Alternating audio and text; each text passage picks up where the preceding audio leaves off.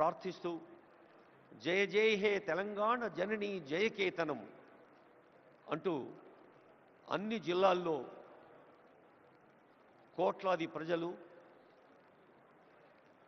వేలాది కుటుంబాలు, లక్షలాది యువత తెలంగాణ వికాసం కోసం వ్యక్తి స్థాయిలో ప్రభుత్వ అధినేతగా గౌరవ ముఖ్యమంత్రి వర్యులు కొన్ని నెలలుగా మన డిప్యూటీ సీఎం గారి నివాసం దగ్గర ఒక వార్ రూమ్ ఏర్పాటు చేసి ఎందరో మేధావులు మేధో మథనం చేసి ఈ గ్లోబల్ ఈవెంట్ ప్రపంచ స్థాయి సదస్సును తెలంగాణ అభివృద్ధి సంక్షేమాల ఉషస్సుగా ఇక్కడ రూపకల్పన చేయడం జరిగింది.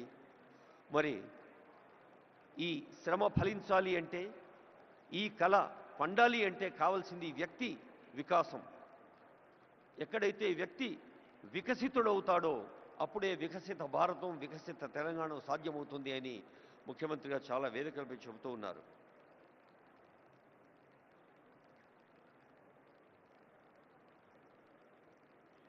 దయచేసి మళ్ళీ రిక్వెస్ట్ చేసే అవకాశం రాకుండా, as per the instruction from the senior officers and hosting team, ముందు వరుసలో గౌరవనీయులైన సీనియర్ పొలిటికల్ ఎగ్జిక్యూటివ్స్, సీనియర్ ప్రజాప్రతినిధులు, మంత్రులు, రెండో వరుస మూడో వరుసలో మనం ప్రత్యేకంగా ఆహ్వానించుకున్న అంబాసిడర్స్, గోల్డ్ పాసెస్ ఉన్నవారు కూర్చోవలసిందిగా రిక్వెస్ట్ చేస్తూ కాసేపు సంగీతాన్ని ఆస్వాదిద్దాం. Music please.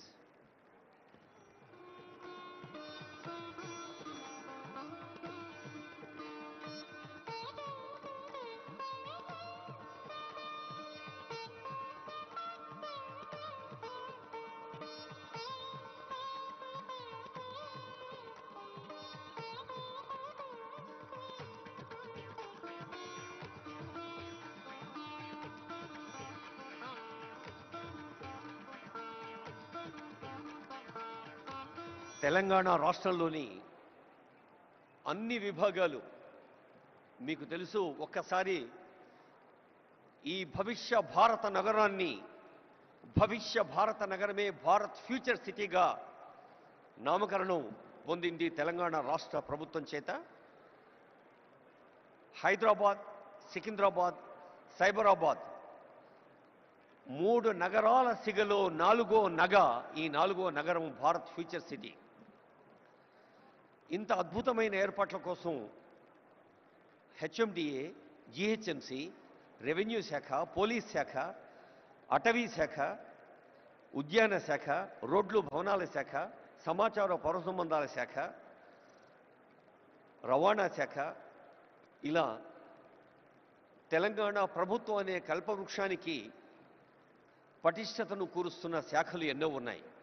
అన్ని శాఖల్ని హెడ్స్ ఆఫ్ స్టేట్ డిపార్ట్మెంట్స్ గాను, chief secretary, special CS, secretaries, అలాగే సీనియర్ ఆఫీసర్స్గా వివిధ విభాగాల ప్రభుత్వ రాష్ట్ర స్థాయి అధికారులుగా ఉన్న మన సిఎస్ గారు, డీజీపీ గారు, అలాగే స్పెషల్ సిఎస్, అడిషనల్ డీజీపీలు, వారి నుంచి ప్రారంభిస్తే హెడ్ ఆఫ్ ఫారెస్ట్ ఫోర్స్, అటవీ శాఖ ఉన్నతాధికారి, అలాగే మన నగరం అంటేనే ఒక నవ నాగరికతకు, కొత్త వేగానికి, సేవా యాగానికి పేరైతే మరి నగర మౌలిక సదుపాయాల సంస్థ మున్సిపల్ అడ్మినిస్ట్రేషన్ వారు, సాంస్కృతిక శాఖ, మనకు తెలుసు తెలంగాణ అంటే ఒక జానపద జాతర.